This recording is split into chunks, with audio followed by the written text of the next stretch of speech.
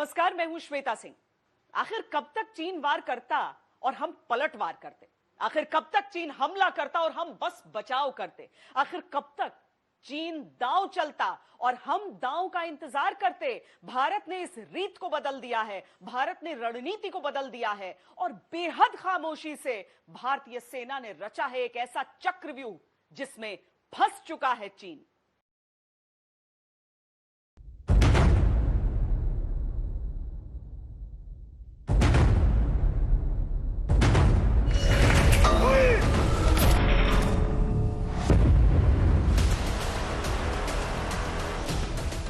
ऊंची ऊंची चोटियों से भारत ने यह हुंकारा है,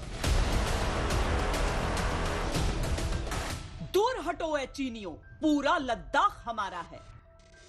एक ठीक संदेश मैं तो कहता हूं हमारी सेना ने भेजा है चीन को कि देखिए, अगर आप ये कार्रवाई करेंगे तो हम भी मुंह तोड़ जवाब देंगे और हम भी ये कार्रवाई करेंगे।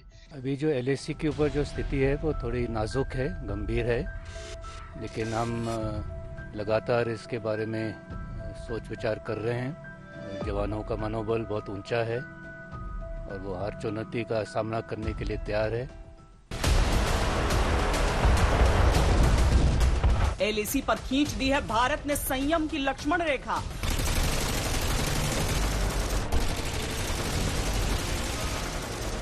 और इस लक्ष्मण रेखा में भर दिया है गुस्से का बारूद। बता दिया है चीन को कि अगर अब ये रेखा पार हुई तो अपनी बर्बादी का जिम्मेदार चीन खुद होगा।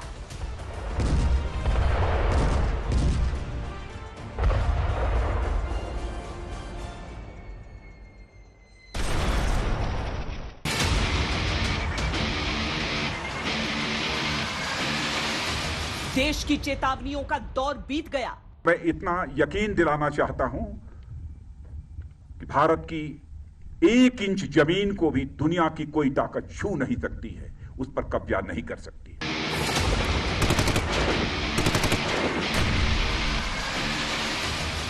अब सुदर्शन चक्र चल पड़ा है। हम वो लोग हैं जो बांसुरीधारी कृष्ण की पूजा करते हैं, तो हम वही लोग हैं जो सुदर्शन चक्रधारी कृष्ण को भी आदर्श मान करके चलते हैं। चीन की कुटिलता को कुचलने के रास्ते खुल चुके हैं।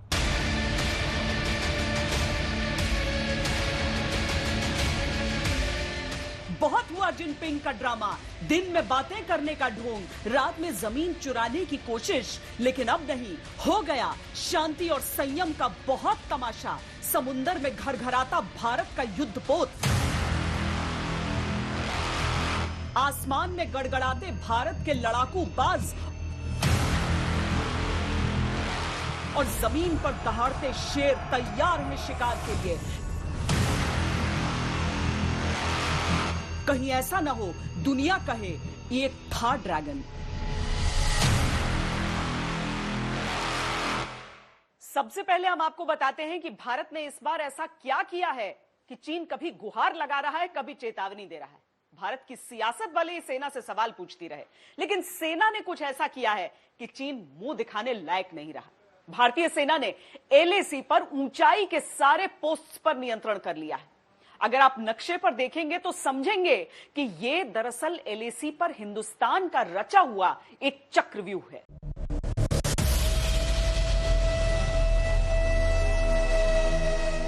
गलवान में टकराए तो गर्त में गए चीनी। 29-30 अगस्त को ब्लैक टॉप से खदेड़े गए चीनी।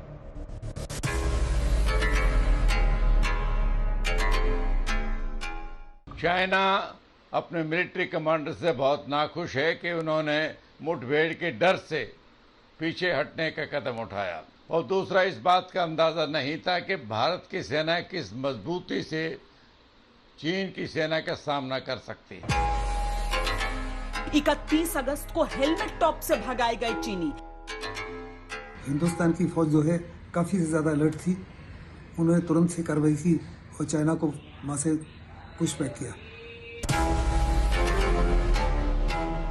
1 सितंबर को चूमर से भारतीय सैनिकों को देखकर भागे चीनी।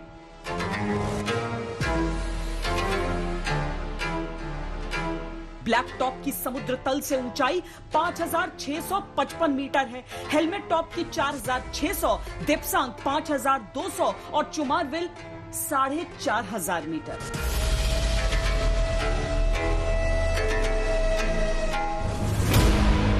चीन को इन ऊंचाइयों पर भारत की मौजूदगी बहुत अखर रही है, लेकिन जब से भारत ने ब्लैक टॉप और हेलमेट टॉप पर अपनी पोजीशन मजबूत की है, चीन के होश गुम हैं। इन ऊंचाइयों से भारत चीन की सभी 7 पोस्ट्स पर नजर रख सकता है। जब चाहे तब इन पोस्ट्स की सप्लाई लाइन को काट सकता है। तोपों से बस कुछ सेकंड के अंदर इन पोस्ट्स को तबाह कर सकता है। इस क्षेत्र में बने चीनी बेस कैंप्स सीधे भारत की नजर में हैं। हल्की सी चीनी गतिविधि की सूचना भारतीय जवानों को मिल जाएगी। चाइना ने बड़ी सोची समझी हुई रणनीति के अंदर ये ट्रांसग्रेशन किए हैं। उसने 5 या 6 जगह ऐसी चुनी है जो बड़े हाई वैल्यू टारगेट्स हैं या स्ट्रेटेजिक पॉइंट ऑफ व्यू से उसने इन जगहों का चुनाव किया है। तो हमारी जो रणनीति है या जो हमारी सोच है वो ये होनी चाहिए कि हम एक एग्रेसिव डिफेंस को माने और चीन को भी उसी करेंसी में जवाब दें।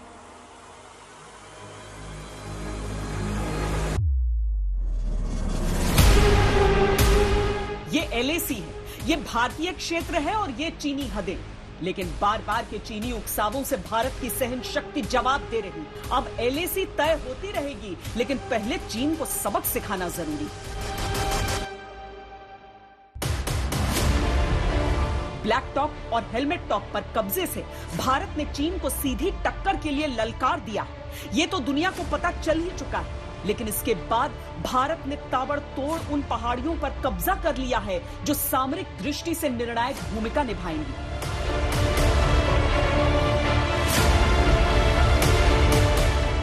ये मगर हिल है और ये गुरुंग हिल, और यहां लहराता भारतीय तिरंगा चीन का दम घोट रहा है, क्योंकि इन दोनों जगहों से स्पांगुर गैप की हर हलचल पर नजर रखी जा सकती है। यहां से ये मोल्डो पोस्ट सीधे भारत के निशाने पर है। भारत के जरा से एक्शन से चीन के टैंक पलक झपकते शोलों में बदल जाएंगे।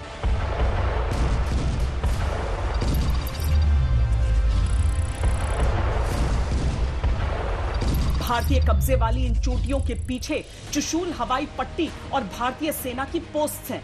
ब्लैक टॉप और हेलमेट टॉप पर कब्जे से भारत की स्थिति और मजबूत हो चुकी है। इन पोजीशन से भारतीय सेना के जांबाज चीन की हर पोस्ट पर नजर रख सकते हैं। यहां से पेंगोंग झील का फिंगर 4 इलाका भी स्पष्ट दिखता है।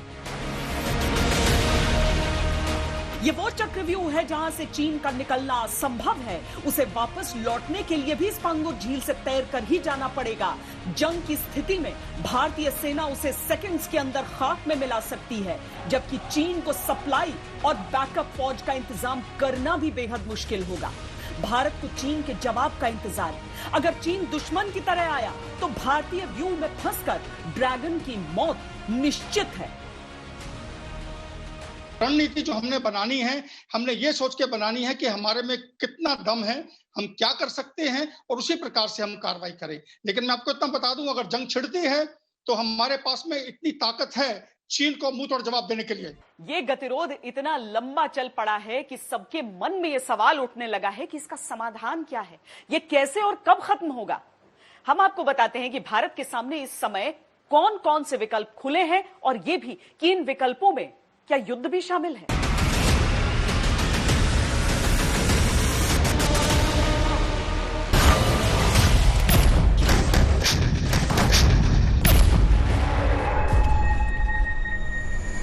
भारत को अच्छी तरह अंदाजा है कि ड्रैगन से जंग की स्थिति बहुत आसान नहीं होगी, लेकिन देश की संप्रभुता की रक्षा का संकल्प हर मुश्किल से बड़ा है। कई दशकों से चीन जो छल कर रहा है, उसमें छेद करना अब अनिवार्य हो चुका है।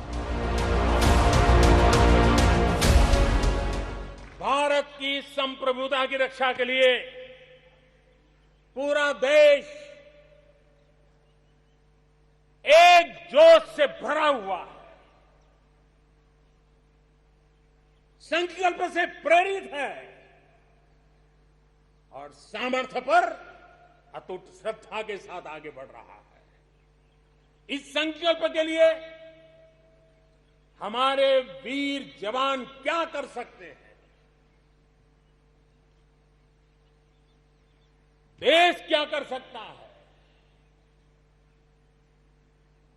ये लद्दाख में दुनिया ने देख लिया है।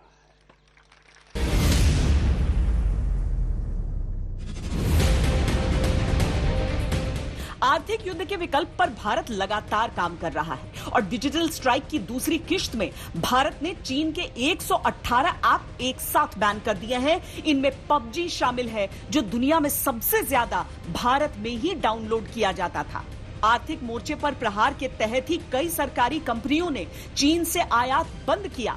भारत ने आत्मनिर्भरता को मुहिम बनाया, लेकिन यह विकल्प शॉर्ट टर्म में अपना असर तेजी से नहीं दिखा पा रहा।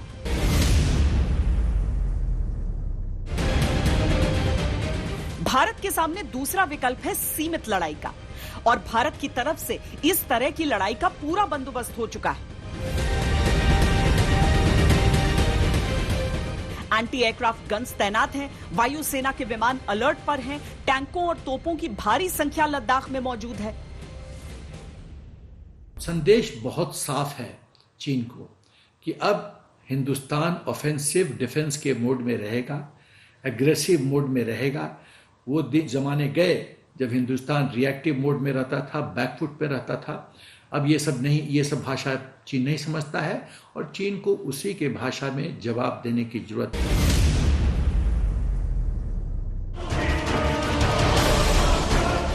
एलएसी पर जो क्षेत्र चीनी कब्जे में है, उनमें भारत आगे बढ़ सकता है। इससे चीन की सेना को अपने ही क्षेत्र में सक्रिय होना पड़ेगा और वो जिस खेल में भारत को उलझा रहा है, उसी में खुद उलझ जाएगा। हमारी फौज ने उधर पूरी तैयारी कर ली है, हमारी काफी कंसंट्रेशन है ट्रूप्स की, अपनी डिप्लॉयमेंट पूरी है और हम किसी भी स्थिति को मुकाबला करने के लिए हम फौरन तैयार हैं। और मुझे कोई शक नहीं है कि हम अगर चाइना कुछ और भी करना चाहेगा तो हम उसको ईंट का जवाब पत्थर से देंगे।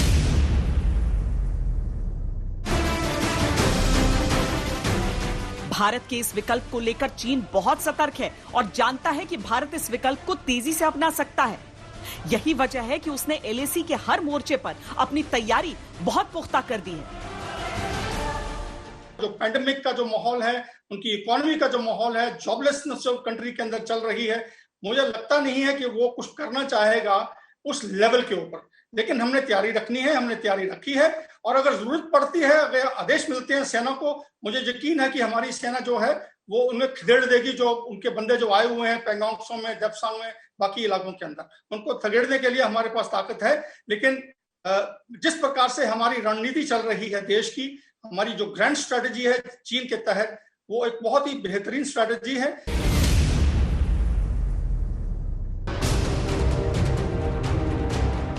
ये वो विकल्प है जो आजमाने में भारत ने हमेशा परहेज किया, लेकिन पाकिस्तान के साथ भारत इन्हें आजमा चुका है।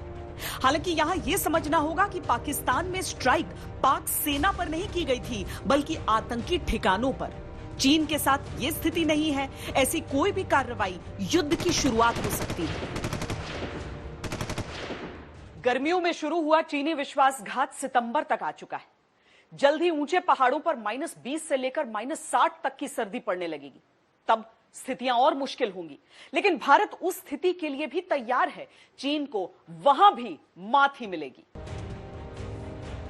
चीन के षड्यंत्रकारी दिमाग में शायद ये खुराफात चल रही है कि सर्दियों के दिनों में भारत को वो और परेशान कर सकेगा, जबकि सच्चाई यह है कि भारत के वीर उन परिस्थितियों में भी इतने मजबूत हैं कि बर्फ के अंदर न जाने कितने चीनी कब्रिस्तान बन जाएंगे। बर्फ की लड़ाई में भारत के जवानों की हिम्मत दुनिया में अलबेली है। छाती पर बिल्ला नंबर लगाए एक खिलाड़ी की तरह आगे बढ़ते हुए अगर आप इनको देखकर सोच रहे हैं कि इसमें अद्भुत क्या है, ये तो आपने कई दफा देखा है इस तरह की चीजें कि लोग स्कीइंग कर रहे हैं बर्फ में आकर, लेकिन अद्भुत यही है क्योंकि ये सीख ये नहीं रहे हैं कि बर्फ में मौज मस्ती कैसे करते हैं, बल्कि ये सीख रहे हैं कि जब इन्हें ऊंचे पहाड़ों पर अपने पोस्ट्स पर जाना हो या फिर किन्हीं भी परिस्थितियों में आपात स्थिति में नीचे जल्दी आना हो, आप जब तक पहाड़ी की चढ़ाई चढ़कर आएंगे तब तक कई दफा देर हो जाती है। और इसीलिए ऊंची से ऊंची पहाड़ियां, जितनी भी खड़ी चढ़ाई आप देखें, उसको किस तरीके से अपने नियंत्रण में रखते हैं, अपनी मुट्ठी में रखते हैं, ये ट्रेनिंग उसी बात की है कि ये आसानी से इस बर्फ पर, जहां पर कहीं भी आपका पैर धंस सकता है, कोई भी गड्ढा हो सकता है, कितनी भी गहरी खाई हो सकती है, उसको पहचान लें, उसको समझ लें और उस पर जीत हासिल कर लें। मौसम जब विपरीत हो और दुश्मन की चुनौती सर पर हो, तब भारतीय जवान मौत के फरिश्ते बन जाते हैं। उनकी ट्रेनिंग ऐसी होती है कि हर चुनौती उनके सामने हार जाती है। भारत चीन की चालाकियों को अच्छी तरह समझ रहा है और इसीलिए सर्दी में चीनी दुस्साहस को कुचलने के लिए पूरी तरह तैयार है। अब तक ऐसा होता रहा है कि सितंबर के बाद बर्फ की वजह से लद्दाख के संपर्क मार्ग बाकी देश से कट जाते हैं। रोहतांग से लेह तक जाने वाले 5 दर्रे बर्फ में ढक जाते हैं, लेकिन मनाली से लेह को जोड़ने वाली अटल सुरंग एक उदाहरण है इस बात की कि अब लद्दाख हमेशा और हर मौसम में भारत के साथ एक्टिव रहेगा। 9 किलोमीटर लंबी यह सुरंग चीन जैसी विश्वासघाती से लड़ने के लिए बेहद महत्वपूर्ण जरूरत थी, जो अब पूरी हो चुकी है। भारतीय सेना ने सड़क मार्ग के जरिए इस बार बर्फ गिरने से पहले ही सारी जरूरतें पूरी कर ली। Special winter boots, winter special वर्दी, माइनस तापमान के लिए गर्म टेंट और दूसरे जरूरी उपकरण जमा कर लिए गए हैं। इसके अलावा अतिरिक्त सैन्य बल और आपूर्ति के लिए हवाई सुविधा की पूरी तैयारी की जा चुकी है। मुझे यकीन है कि जो कार्रवाई अभी चल रही है गवर्नमेंट के उनकी देखरेख के नीचे, 3 टाइम्स मोर पैसा दिया जा रहा है इंफ्रास्ट्रक्चर को बनाने के लिए और हमारे जो वेपनाइजेशन के लिए, मॉडर्नाइजेशन के लिए और इमदादी दस्तों को तैयार करने के लिए वो कार्रवाई चलती रहनी चाहिए। और अभी जो विंटर का पीरियड आ रहा है, ये एक लंबी दौड़ होगी, ये एक लॉन्ग हॉल होना है, आप देखेंगे। इसके अंदर हमने तैयारी करनी है और एक जो हमें टाइम मिलेगा इसके अंदर, लेकिन हमें ये भी ध्यान रखना है कि देखिए रजांगला की जो लड़ाई थी वो अक्टूबर-नवंबर के टाइम के अंदर थी। तो हमें कुछ लोग कह रहे थे टीवी के ऊपर कि सितंबर के बाद में थोड़ा ठंड पड़ जाएगी। ऐसी बात नहीं, हमें चौकन्ना रहना पड़ेगा किस वक्त वो क्या कार्रवाई कर सकते हैं। तो हमें इस इलाके के अंदर, ना कि सिर्फ यहाँ, हर जगह पे तैयार रहना है और उनको मुंह तोड़ जवाब देने के लिए हमने अपनी काबिलियत को हमेशा कायम रखना है। चीन मन में 1962 की वो स्थितियां लिए बैठा है जब भारत सर्दियों की लड़ाई में इतना सक्षम नहीं था, लेकिन आज की स्थिति यह है कि पहाड़ी लड़ाई में भारत चीन पर 20 है। देखिए, जितना जितना एक्सपीरियंस हमारे इंडियन आर्मी को है युद्ध के बारे में, वो किसी और वर्ल्ड की और किसी आर्मी को इतना एक्सपीरियंस नहीं होगा, स्पेशली हाई ऑल्टीट्यूड वॉरफेयर में। जैसे क्लिफ असॉल्ट की आपने बात करी, ये यूज़ हुआ था कारगिल युद्ध के दौरान और इसमें निपुणता हासिल करी हाई ऑल्टीट्यूड वॉरफेयर स्कूल ने। और अभी एक इनफैक्ट जो भी यहाँ पर ट्रेनिंग के लिए आते हैं उनको क्लिफ असॉल्ट की विधि बहुत डिटेल में समझाई जाती है। और क्लिफ असॉल्ट, अब देखिएगा आप, करीब 14-15 हज़ार की वर्टिकल पहाड़ों में दुश्मन के ऊपर विजय प्राप्त करना, तो उसके लिए क्लिफ में कैसे चढ़ना है, कैसे रोप फिक्स करनी है, किस हिसाब से फायर आएगा, कहाँ से हमारे योद्धा उन रोप्स को पकड़ के ऊपर जाएंगे। ये कहते हैं कि जब आप वहाँ मुकाबला कर रहे होते हैं तो 1:9 के रेशियो में आपका मतलब 9 गुना या 10 गुना ताकतवर होता है दुश्मन। एब्सोल्युटली, दुश्मन तो डिफेंस लिए हुए है, उसने तो पूरा अपनी अच्छे से मोर्चे खोद रखे हैं और हम उन मोर्चों को बर्बाद करने जा रहे हैं। और हमारे अगेंस्ट पूरा टेरेन है, पूरा भूगोल हमारे अगेंस्ट है उस समय, और दुश्मन की गोलियां भी चल रही हैं। तो एक रणनीति किस हिसाब से दुश्मन के ऊपर विजय प्राप्त की जाए, ये क्लिफ असॉल्ट के जरिए हमें काफ़ी सफलता प्राप्त हुई है। अब तक चीन आक्रामक था, अब भारत आक्रामक है और संकेत है एक भयंकर भारतीय तूफान का, जिसमें चीनी टेंटों का उड़ जाना तय है।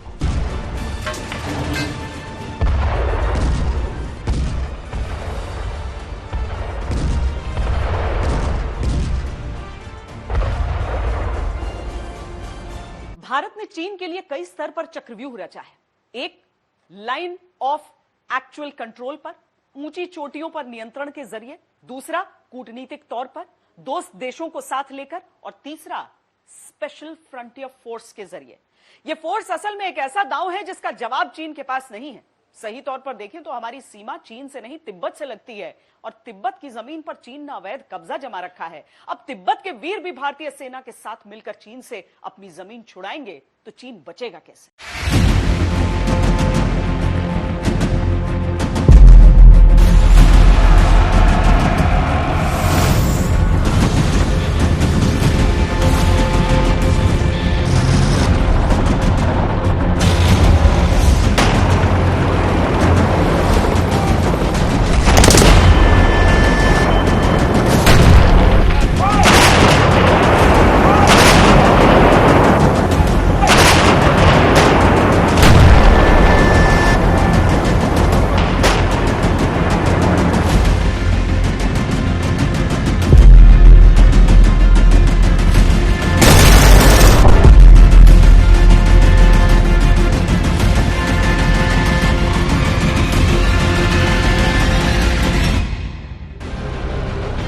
जिन जवानों की आंखों में चीनियों ने अपनी मौत देखी,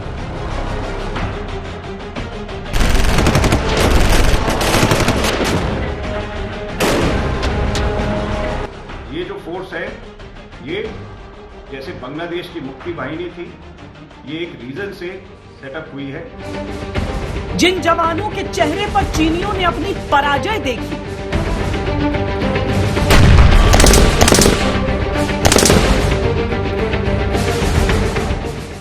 ये जो कमांडोज हमारे हैं विकास बटालियन के, ये पहाड़ों पर चढ़कर रस्सी लगाकर दुश्मन के पीछे जाकर वहां पे भी अपना कमांडो ऑपरेशंस कर सकते हैं। और बहुत ही मोटिवेटेड, बहुत ही स्ट्रांग और बहुत ही ब्रेव ट्रूप्स हैं। जिन जवानों के फौलादी इरादों से चीनी हौसले पस्त हो गए,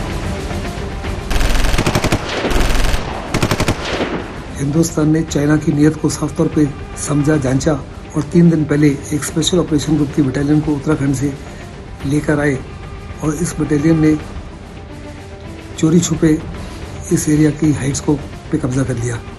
जब 29-30 अगस्त की रात को चाइना ने 200-300 सैनिक लेके आए, तो वास्तव में हिंदुस्तान ने उसके लिए ट्रैप रखा हुआ था और हमने उनको आसानी से पछाड़ दिया।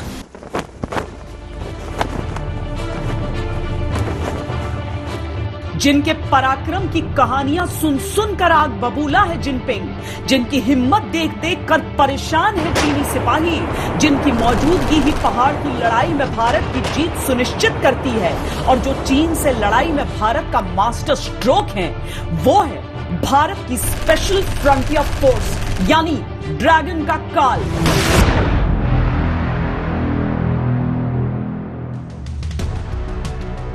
इस फोर्स को विकास रेजिमेंट भी कहा जाता है, और इसे ड्रैगन का काल हम इसीलिए कह रहे हैं क्योंकि चीनियों से प्रतिशोध इनकी नस नस में लहू बनकर बहता है। इनमें अधिकतर तिब्बती सैनिक होते हैं, और तिब्बत को जिस तरह चीन ने रौंद कर अपनी कॉलोनी बना लिया, वो ये कभी भूल नहीं पाते।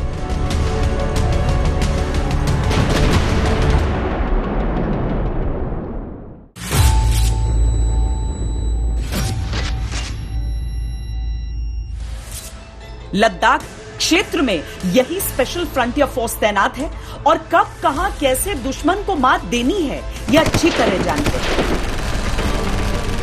29 अगस्त की रात जब चीनी ब्लैक टॉप पर चढ़ने की कोशिश कर रहे थे, तब इन्हीं जवानों की हुंकार से थरथरा कर वापस लौट गए।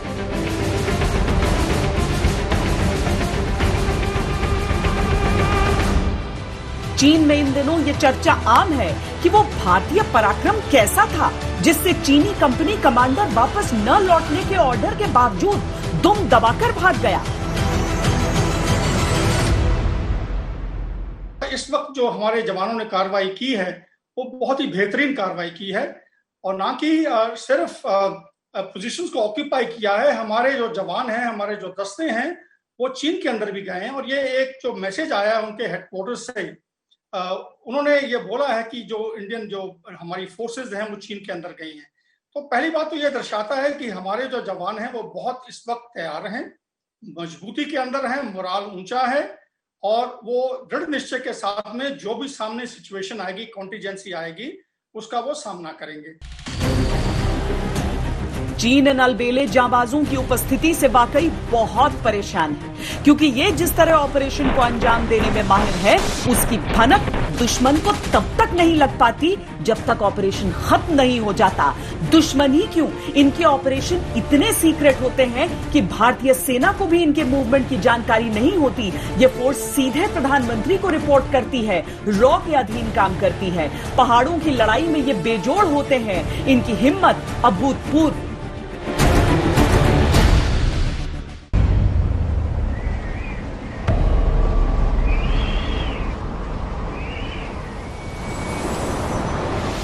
स्पेशल फ्रंटियर फोर्स का गठन चीन जैसे विश्वासघाती के लिए ही किया गया था। इस फोर्स के जवानों को कभी वीरता के पुरस्कार नहीं दिए जाते, लेकिन देश मन ही मन इनके लिए सदैव आभारी रहता है।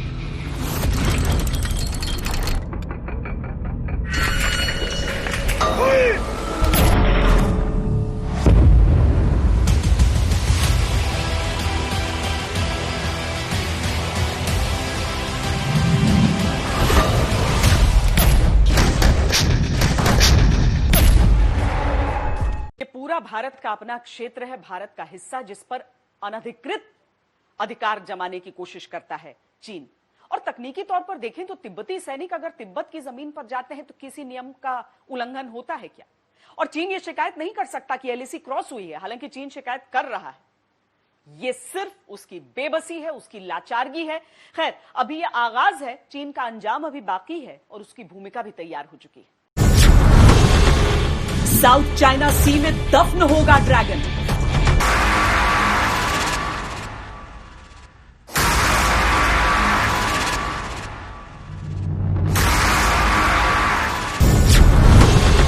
साउथ चाइना सी में तबाह होगा जिनपिंग का विस्तारवाद।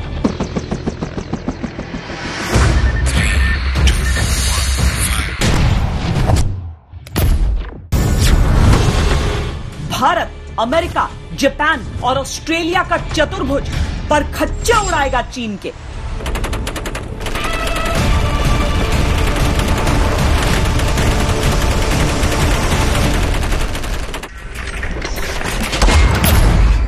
भारत ने अब तक की अपनी लड़ाई अपने दम पर लड़ी, आगे भी उसकी वैसी ही तैयारी है, लेकिन चीन का दुस्साहस पूरी दुनिया के संतुलन को बिगाड़ रहा है, जिससे कई महाशक्तियां अब चीन के खिलाफ लामबंद हो रही हैं।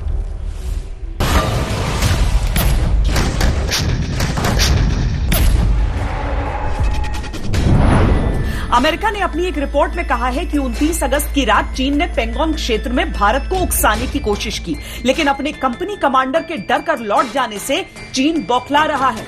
गलवान घाटी में भारतीय सैनिकों की कार्रवाई को याद करके चीनी सेना डर कर भाग गई।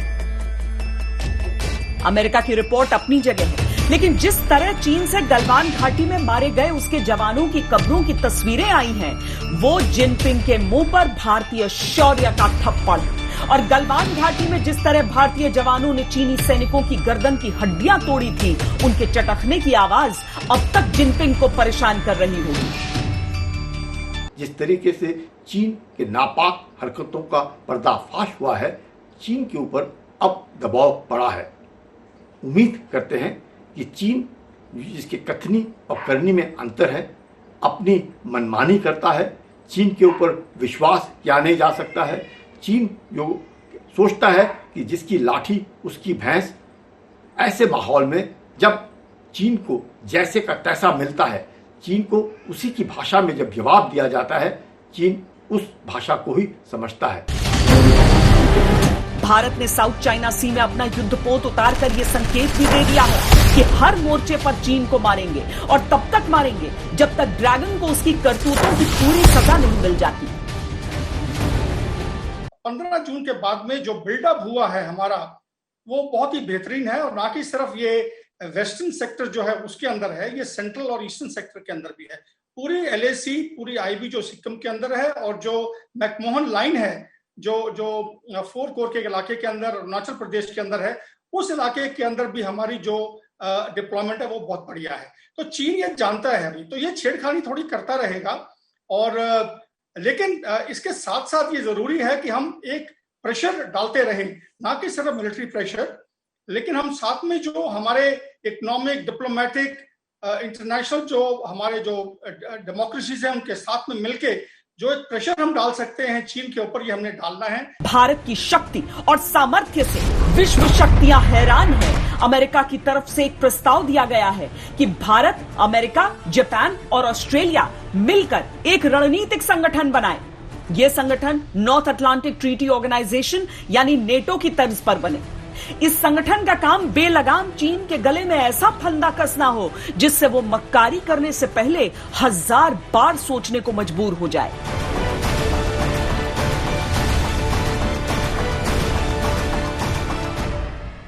The entire world begin to unite around the central understanding that the Chinese Communist Party simply is going to refuse to compete in a fair, reciprocal, transparent way. And so whether it's our friends in India, our friends in Australia, our friends in Japan and South Korea, I think they have all come to see the risk to their own people, to their own countries. विश्व शक्तियों का focus Bharat की शक्ति की तरफ है। बहुत जल्द ऐसा हो सकता है कि विश्व शक्तियों का संगठन नई दिल्ली में चीन की तबाही की पटकथा लिखता हुआ दिखे।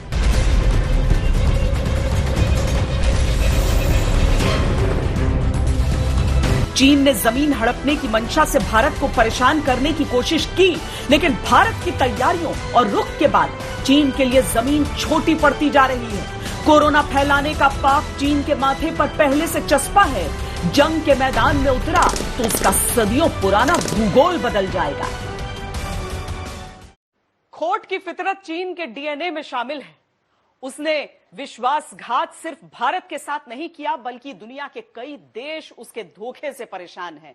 भारत के साथ चीन को विश्वासघात महंगा पड़ रहा है, तो दूसरे देश भी चीन के खिलाफ मोर्चा खोल रहे हैं। ऐसा कोई सगा नहीं जिसको चीन ने ठगा नहीं। सबसे ज्यादा उसके नजदीक आज पाकिस्तान है, लेकिन कोई पाकिस्तानियों की हालत तो देखे। पैसा देकर चीन ने उनका जमीर अपनी ठोकर पर रखकर उछाल रखा है। नेपाल ने जरा सी यारी दिखाई तो चीन उसकी न जाने कितनी जमीन हड़प गया। रूस उसका सबसे तगड़ा रणनीतिक साथी है, लेकिन चीन ने उसके पूरे शहर व्लादिवोस्टोक पर ही दावा ठोक रखा है। चीन भारत से इसीलिए भी बौखला रहा है कि उसकी फितरत भारत ने पूरी दुनिया के सामने खोल कर रख दी है। तारवाद की जीत जब किसी पर सवार हो गया है, उसने हमेशा विश्व शांति के सामने खतरा पैदा किया। इतिहास गवाह है, ऐसी ताकतें मिट गई हैं या मुड़ने के लिए मजबूर हो गई। दुनिया के नक्शे पर देखिए तो पता चलता है कि Philippines, Indonesia, Malaysia, Cambodia, Thailand, Vietnam, Japan, उत्तर कोरिया, दक्षिण Korea, Kazakhstan, Kyrgyzstan, Bhutan, Taiwan, Singapore, Brunei, Mongolia के साथ चीन का सीमा विवाद चल रहा है और हर कोई चीन से बेहद परेशान है। किर्गिस्तान में तो पूरे के पूरे देश पर चीन अपना दावा ठोक रहा है। बेशर्मी की इससे बड़ी मिसाल और क्या हो सकती है? भारत चीन के रास्ते का सबसे बड़ा अवरोध है, पर अगर चीन ने इतिहास पढ़ा होगा या जिनपिंग को जरा सा भी याद होगा तो उन्हें निश्चित पता होगा कि दुनिया को जीतने वाला सिकंदर भी भारत की सरजमीं पर आकर हारा था। अभी के लिए इतना ही। देश और दुनिया की बाकी खबरों के लिए आप देखते रहिए आज तक।